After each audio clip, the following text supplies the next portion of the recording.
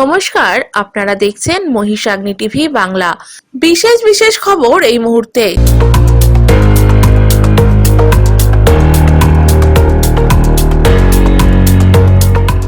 মালদায় আয়োজিত ক্রীড়া বিষয়ক কর্মসূচিতে এসে তৃণমূলকে তীব্র সমালোচনা বিজেপির সর্বভারতীয় সভাপতি নীতিন নবীনের। প্রয়াত প্রাক্তন কংগ্রেস সাংসদ আবু হাসান খান চৌধুরীর মৃত্যুতে শোক পালন করলেন ইংরেজবাজারের তৃণমূল প্রার্থী আশিস কুন্ডু। ব্যক্তিগত মানহানির অভিযোগে আইনি লড়াইয়ে বিজেপি প্রার্থী তৃণমূল নেতার বিরুদ্ধে কড়া পদক্ষেপ। মুখ্যমন্ত্রী মমতা বন্দ্যোপাধ্যায়ের সভাকে ঘিরে তুঙ্গে প্রস্তুতি। বসিরহাট উত্তরে বাড়ছে ভোটের উত্তাপ। সম্প্রীতির বার্তা নিয়ে বসিরহাটে ইমাম মুয়াজ্জিনদের উদ্যোগে শান্তি সভা, ঐক্যের ডাক সুরজিৎ মিত্র ও পীরজাদা সায়াদ বিন আমিনের। বৃহস্পতিবার একগুচ্ছ দলীয় কর্মসূচি হাতে নিয়ে মালদায় এলেন বিজেপির সর্বভারতীয় সভাপতি নীতিন নবীন। তিনি মালদায় এসেই সোজা পুরাতন মালদার শাহাপুর এলাকার এক বেসরকারি হোটেলে গিয়ে অংশ নিলেন বিভিন্ন ক্লাব ও এনজিওকে নিয়ে আয়োজিত ক্রীড়া বিষয়ক কর্মসূচিতে। এদিন বেলা 1টা নাগাদ নীতিন নবীন শাহাপুরের বেসরকারি হোটেলের সামনে গাড়ি থেকে নামা মাত্রই তাকে সাদর অভ্যর্থনা জানান জেলা বিজেপির নেতাকর্মীরা। অভ্যর্থনা জ্ঞাপন পর্ব শেষ হতেই বিজেপির সর্বভারতীয় সভাপতি নীতিন নবীন ক্রীড়া বিষয়ক কর্মসূচিতে অংশ নেন। সেখানে তিনি ছাড়াও উপস্থিত ছিলেন বিজেপির সাংসদ খগেন মুর্মু, বিজেপির দক্ষিণ মালদার সভাপতি অজয় গাঙ্গুলি, ইংরেজবাজারের বিজেপি প্রার্থী অম্লান ভাদুরী সহ অন্যান্যরা। পশ্চিমবঙ্গের মা মাটি মানুষকে খতম করেছে তৃণমূল।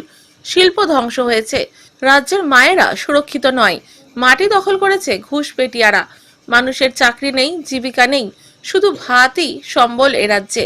রাজ্যের কলা ও সংস্কৃতি, ক্রীড়ার সম্ভাবনা মুছে দিয়েছে তৃণমূল। বিজেপিকে ক্ষমতায় আনতে যান লড়িয়ে দিন। রাজ্যে নরেন্দ্র মোদীর হাত ধরে ডবল ইঞ্জিন সরকার আনুন, বিকশিত পশ্চিমবঙ্গ তৈরি করুন। তৃণমূলের তীব্র সমালোচনা করে মালদহের দলীয় কর্মীদের উদ্দেশ্যে বক্তব্য বিজেপির সর্বভারতীয় সভাপতি নীতিন নবীনের। हर पंचायत में खेलों के खिलाड़ियों का माहौल बने, उस कालखंड में जब पूरे देश में अलग अलग प्रांतों में खेल के प्रति रुझान बढ़ा, तो वही पश्चिम बंगाल खेल से पीछे होता चला गया और यहाँ कहने लगे लोग खेला होगा। मैं पूछता हूँ, जो खेल का क्षेत्र था वहाँ खेला होने का स्वभाव किसने उत्पन्न किया है, और जिसने उत्पन्न किया है वो खेल के प्रति कितना नकारात्मक रूप से उनके लिए खेल का मैदान राजनीति का मैदान बन गया। और निश्चित रूप से ये समय आ गया मित्रों कि उनको सजा देना चाहिए। आज हरियाणा को देखिए, पिछले बार के ओलंपिक में हरियाणा ने 6 में से भारत को 6 पदक मिला, हरियाणा में 4 पदक गया। वही हरियाणा वही खेलो भारत के सपने को लेकर आगे बढ़ा और आज भारत का खेल का केंद्र बनता जा रहा है हरियाणा। ये कहीं न कहीं दिखता है माननीय प्रधानमंत्री नरेंद्र मोदी के सपने का भारत करता है। बिहार जैसा राज्य जहां खेल की चर्चा कम होती थी, वहां भी जंगल राज था, उसको हम लोगों ने मिलकर समाप्त किया। आज बिहार के खिलाड़ी भी देश में नाम रोशन कर रहे हैं, गुजरात के खिलाड़ी देश में नाम रोशन कर रहे हैं, देश के कई प्रांतों के खिलाड़ी देश में नाम रोशन कर रहे हैं। लेकिन मेरा पश्चिम बंगाल जो हमारा अग्रणी था खेल में, अगर आज पीछे रहा है तो जिन लोगों के कारण रहा है उनको सजा देने का समय है। और ऐसे समय में जो यहाँ की संस्कृति को, यहाँ की विरासत को, जो सम्मान का प्रतीक था, उसको भी इन्होंने छोड़ा नहीं। मैं इसलिए आज आपसे ये बात करने आया हूं। मां, मिट्टी, मानुष की बात होती है। मां के साथ अपमान, मिट्टी के बारे में मैंने कह दिया। इस मिट्टी में जो यहाँ पर लोगों को हक मिलना था, उसका हक मारी कर बाहर के लोगों को हक दिया जा रहा है। मुझे तो जहां तक मालूम होता है कि दशहरा की पूजा करने के लिए कोर्ट से परमिशन लेना पड़ता है, पर नमाज पढ़ने के लिए कहीं पर आप स्वतंत्र हैं, ये इतिहास बनता जा रहा है इस पश्चिम बंगाल का। और मानुष की स्थिति क्या है? कल ही उन्होंने एक बयान दिया कि भाई जो हमारे आलू के व्यापारी हैं, अगर व्यापार यहाँ नहीं मिला तो आप बाहर जा सकते हैं। मैं पूछता हूं, जिसने इस मिट्टी में कृषि किया, खेती की, जहां पर रहकर उसको भविष्य उसको दिखता है, उसको आप बाहर जाने करते हैं और बांग्लादेशी लोगों को रेड कार्पेट लगा के स्वागत करते हैं, ये तो नहीं चलेगा।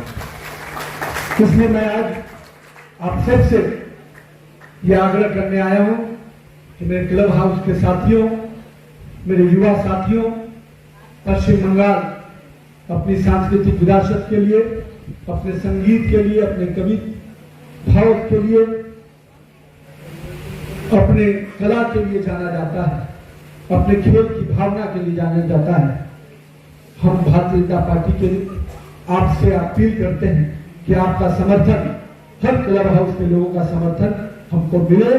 मैं निश्चित रूप से यह संकल्पित होता हूं आपके माध्यम से कि हमारा संकल्प है कि इस क्लब हाउस के वैभवशाली इतिहास को पुनर्जीवित करेंगे और खेलों के लिए, हमारी कला के लिए नया स्थान केंद्रित बनाएंगे।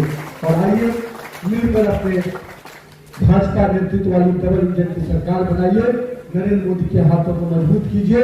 इस पूरे पश्चिम बंगाल को 2047 का जो सपना माननीय प्रधानमंत्री जी ने विकसित भारत का देखा है, हम इस पश्चिम बंगाल को भी विकसित पश्चिम बंगाल बना के देंगे, जिसमें गरीबों के चेहरे पर खुशहाली होगी, खिलाड़ियों के लिए नए अवसर होंगे और कला के क्षेत्र के लोगों के लिए एक नया क्षेत्र दिखेगा, जिसमें वो अपनी स्थान और अपनी प्रतिष्ठा और देश की प्रतिष्ठा बढ़ा पाएंगे। बहुत बहुत धन्यवाद। भारत माता की जय। वंदे वंदे वंदे। প্রয়াত প্রাক্তন কংগ্রেস সাংসদ আবু হাসান খান চৌধুরীর মৃত্যুতে শোক পালন করলেন ইংরেজবাজারের তৃণমূল প্রার্থী আশিস কুন্ডু। পূর্ব ঘোষিত কর্মসূচি থাকা সত্ত্বেও বৃহস্পতিবার সকালে বাঁশবাড়ি এলাকায় নির্বাচনী প্রচার মুলতবি করেন প্রার্থী আশিস কুন্ডু। প্রাক্তন দক্ষিণ মালদা কেন্দ্রের সাংসদ আবু হাসান খান চৌধুরীর প্রতি শ্রদ্ধা জানিয়ে 1 মিনিট নীরবতা পালন করেন তৃণমূলের প্রার্থী ও কর্মী সমর্থকরা। সারাদিন ধরে বন্ধ থাকবে নির্বাচনী প্রচার বলে জানান আশিস কুন্ডু। দেখুন, আজকে আমাদের পূর্ব ঘোষিত কর্মসূচি অনুযায়ী সকালে 15 নম্বর ওয়ার্ড এবং তারপরে 14 নম্বর ওয়ার্ডে প্রত্যেকটা গলিগলিতে আমাদের সমস্ত দলীয় নেতৃত্ব এবং কর্মীবৃন্দ মিলে প্রতিটা গলিগলিতে মানুষের আশীর্বাদ, মানুষের শুভেচ্ছা, মানুষের দোয়া নেওয়ার জন্য, ভোট প্রার্থনা করার জন্য আমাদের নির্ধারিত কর্মসূচি ছিল। কিন্তু আজকে আমরা সকলেই অবগত হয়েছি, গতকাল রাত্রিবেলা এই দক্ষিণ মালদা কেন্দ্রের প্রাক্তন সাংসদ আবু হাসেম খান চৌধুরী প্রয়াত হয়েছেন। তার মরদেহ আজকে সকালবেলা কলকাতা থেকে মালদায় আসছে। আমাদের রাজনৈতিক প্রতিদ্বন্দ্বিতা অবশ্যই থাকবে, রাজনৈতিক মতাদর্শ আলাদা আছে, ভিন্ন মতাদর্শে আমরা বিশ্বাসী হলেও যেহেতু তিনি সাংসদ ছিলেন এবং ইংলিশবাজার বিধানসভা কেন্দ্রের বাসিন্দা ছিলেন, আমরা সমস্ত রাজনৈতিক কর্মসূচি আবু হাসেম খান চৌধুরী আমাদের প্রয়াত সাংসদ যেহেতু মারা গেছেন, সেই জন্য আমরা আজকে আমাদের সমস্ত রাজনৈতিক কর্মসূচি মুলতবি রেখেছি। আগামীতে এই ওয়ার্ড এবং যে কর্মসূচি আজকে ছিল সেগুলো পরবর্তীকালে নির্দিষ্ট সময় অনুযায়ী আমরা করে নেব, সেটা আমাদের দলীয় নেতৃত্ব সেই অংশে জানিয়ে দেবেন। আমরা আবু হাসেম খান চৌধুরীর প্রতি 1 মিনিট নীরবতা পালন করে তাকে শ্রদ্ধার্ঘ অর্পণ করতে চাই। তিনি যেখানেই থাকুন ভালো থাকুন।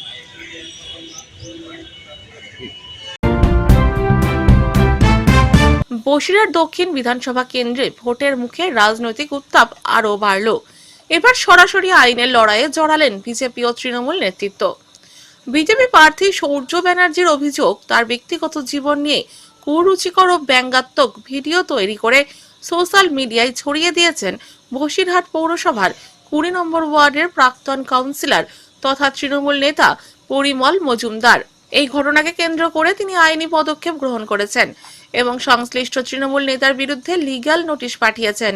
সূর্য ব্যানার্জির দাবি, উদ্দেশ্য প্রণোদিতভাবে তার মানহানি করার জন্যই এই ধরনের ভিডিও তৈরি ও প্রচার করা হয়েছে। নোটিশে তিনি ভিডিওটির সত্যতা নিয়ে প্রশ্ন তোলার পাশাপাশি জানতে চেয়েছেন কেন তার ব্যক্তিগত জীবনটাকে টার্গেট করে এভাবে জনসমক্ষে অপমান করার চেষ্টা করা হচ্ছে।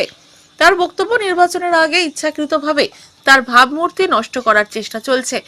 এখানেই থেমে থাকেননি বিজেপি প্রার্থী। তিনি আরো গুরুতর অভিযোগ তুলে দাবি করেন অভিযুক্ত তৃণমূল নেতা একজন বাংলাদেশী অনুপ্রবেশকারী এবং অবৈধভাবে রাজ্যে প্রবেশ করে রাজনৈতিক প্রভাব খাটিয়ে বিভিন্ন অসামাজিক কাজকর্মে যুক্ত। পাশাপাশি তার ব্যক্তিগত জীবন নিয়ে অপপ্রচার চালানো হচ্ছে বলেও অভিযোগ করেন তিনি। অন্যদিকে এই বিতর্কে পাল্টা আক্রমণ জানিয়েছেন বসিরহাট দক্ষিণের তৃণমূল প্রার্থী সুরজিৎ মিত্র ওরফে বাদল। তিনি প্রশ্ন তোলেন, মনোনয়নপত্র জমা দেওয়ার সময় সূর্য ব্যানার্জি তার নামের আগে ডক্টর উপাধি ব্যবহার করেননি কেন?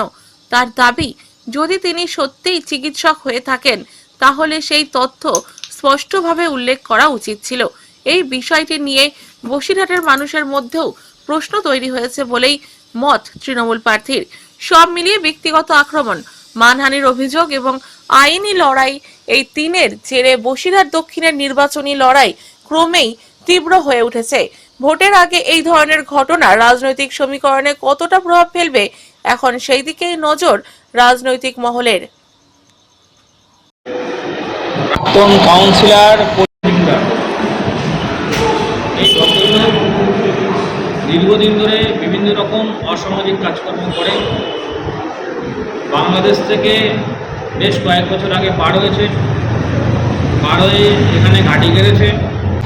আগে এখানকার এক ডাক্তারের সঙ্গে কম্পাউন্ডারি করে নিজেকে বিরাট বড় বিদ্বান মনে করেছে, যার কোনো কাণ্ডজ্ঞান কিছু নেই। অতি সম্প্রতি 1 তারিখে আমার নামে ব্যক্তিগতভাবে আক্রমণ করে কুৎসা রটিয়ে একটি ভিডিও সোশ্যাল মিডিয়াতে রিলিজ করে, যেখানে আমাকে নিয়ে বিভিন্ন রকম প্রোপাগান্ডা ছড়ায়। সেই প্রোপাগান্ডা ছড়ানোর জন্য আমি এনাকে লিগ্যাল নোটিশ পাঠিয়েছি। আইনিভাবে যে যা কিছু করেছে তার জন্য অবিলম্বে যেই উনি নোটিশটা পাবেন, রিসিভ করবেন, তার 24 ঘন্টার মধ্যে সমস্ত ভিডিও ওনাকে তুলতে হবে, আনকন্ডিশনাল ক্ষমা প্রার্থনা করতে হবে সোশ্যাল মিডিয়াতে। এরকম করে আমি একটা নোটিশ পাঠিয়েছি। গতকালকে দুপুরবেলা 1:34-এ উনি সেই লিগাল নোটিশটা ওনার বাড়ির অ্যাড্রেসে রিসিভ করেছেন। 24 ঘন্টা হয়ে গেছে, এখনও পর্যন্ত উনি সোশ্যাল মিডিয়া থেকে ওনার ভিডিওটাকে স্টপ করাননি। তো এরপরে যেটা করবো সেটা হচ্ছে যে ইলেকশন কমিশন অফ ইন্ডিয়াতে আমি কমপ্লেন করছি।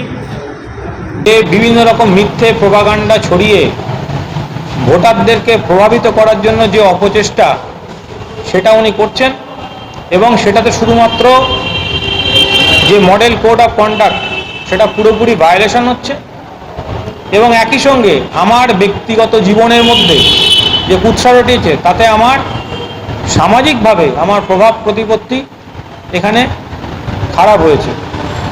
তো তার জন্য আমি ইলেকশন কমিশন অফ ইন্ডিয়াতে যাচ্ছি।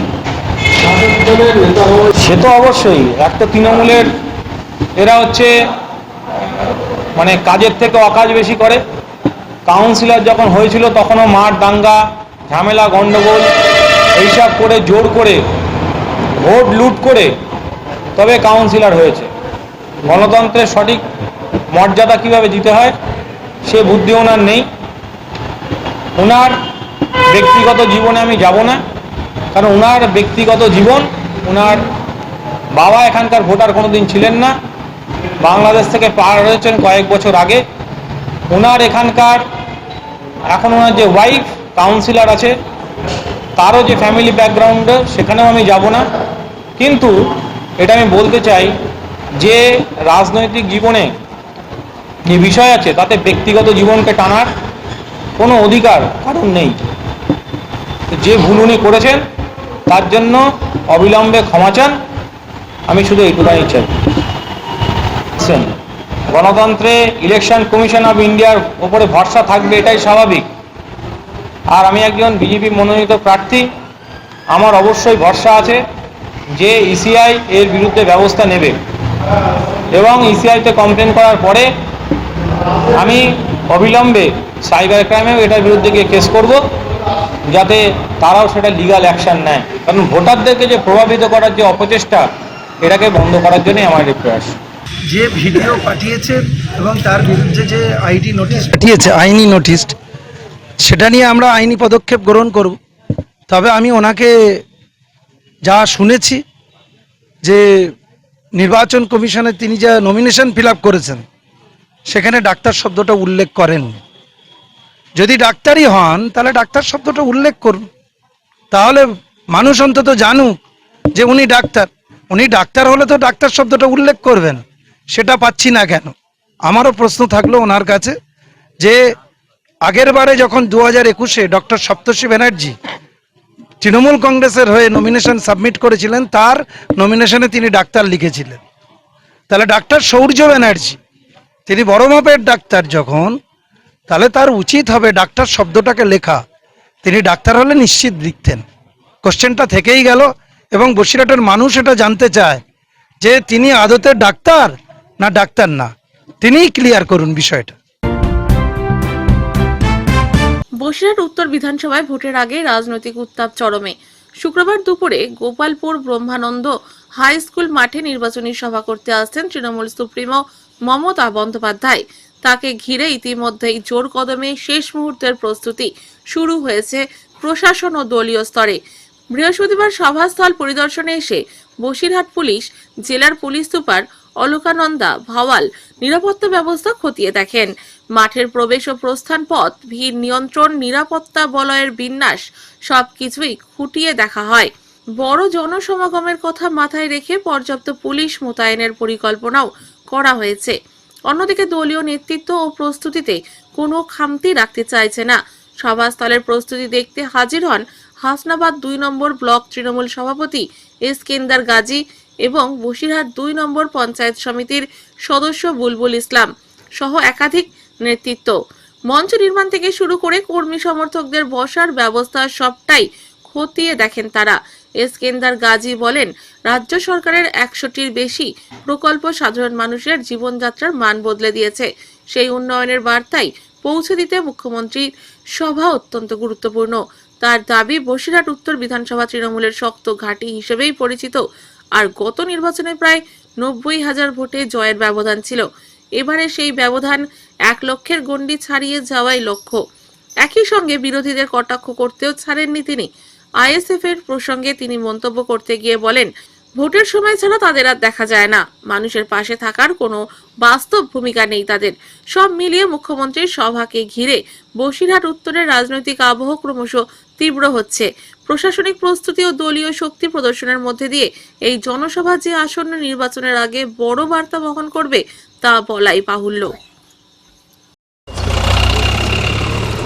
এখন এটা তো নির্বাচন কেন্দ্রিক মিটিং, সুতরাং এই মিটিংয়ে মুখ্যমন্ত্রী আসবেন। তিনি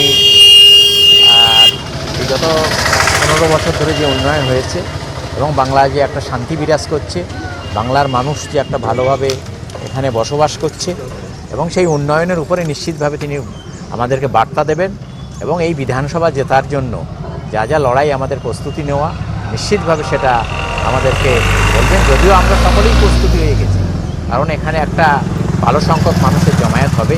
প্রায় 25,000 মানুষ এখানে কম বেশি আসবে। বসিরহাট উত্তর বিধানসভা আপনারা জানেন যে আগাগোড়া তৃণমূলেরই একদম শক্তপোক্ত ঘাঁটি।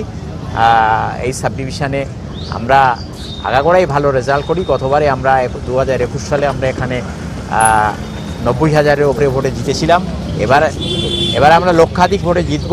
এখানে আমাদের প্রার্থী তৌসিফুর রহমান, তিনি নিশ্চিতভাবে এখানে ভালো রেজাল্ট করবেন, কারণ তৃণমূলের কর্মী সমর্থক যারা আছে, কালকে দেখবেন এখানে মানুষের ঢল নামবে, অভাবনীয় মানুষ এখানে উপস্থিত হবে এবং আমরাও সেটা দলীয়ভাবে তার অ্যারেঞ্জমেন্ট করেছি। সেটা কালকে বাস্তবটা কালকে দেখতে পাবেন। আশা করি মানুষ আমাদের সঙ্গে আছে। পশ্চিমবঙ্গে মমতা বন্দ্যোপাধ্যায়ের নেতৃত্বে চতুর্থবার সরকার হবে, এ নিয়ে আমাদের কোনো দ্বিমত নেই এবং আমরা বসিরহাট উত্তর বিধানসভা, বসিরহাট সাব ডিভিশনের যতগুলো সিট আছে 7টা সিটই আমরা জিতব। দেখুন, আইএসএফ তো ভোট পাখি, 5 বছর ধরে তাদেরকে দেখা যায় না, এবং তাদের কি সাংগঠনিক শক্তি আছে আমাদের জানাও নেই। একটা বুথে তাদের কতটা সাংগঠনিক শক্তি আছে সেটা আমাদের জানা নেই।